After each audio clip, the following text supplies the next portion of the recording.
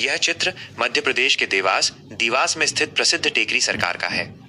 यहाँ एक ही पहाड़ी पर दो स्वरूपों में देवी विराजमान है, बड़ी माँ तुलजा भवानी और छोटी माँ चामुंडा देवी।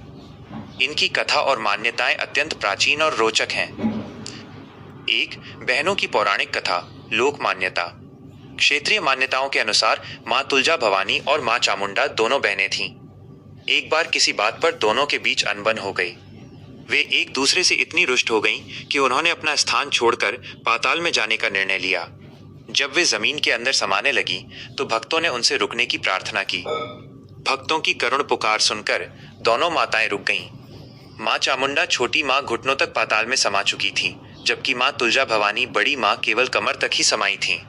यही कारण है कि आज भी यहाँ माताओं के विग्रह मूर्तियां इसी रूप में दिखाई देते हैं। वे पूरी तरह बाहर नहीं हैं, बल्कि पहाड़ का ही हिस्सा जान पड़ती हैं। 2, बड़ी माँ और छोटी माँ का अंतर। देवास की इस टेकरी को बहुत जागृत माना जाता है।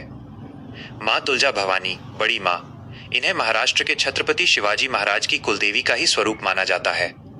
इनकी मूर्ति का आकार बड़ा है। माँ चामुंडा, छोटी माँ, ये देवी का उग्र और शक्तिशाली स्वरूप है।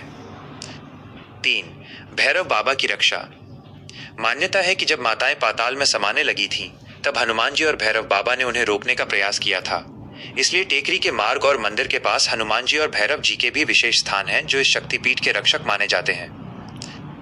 4, शक्तिपीठ की महिमा, सिद्ध स्थान। देवास का यह मंदिर मालवा क्षेत्र का एक बहुत बड़ा आध्यात्मिक केंद्र है। यहाँ नवरात्रि के समय लाखों श्रद्धालु टेकरी चढ़कर दर्शन करने आते हैं। शासकों की श्रद्धा।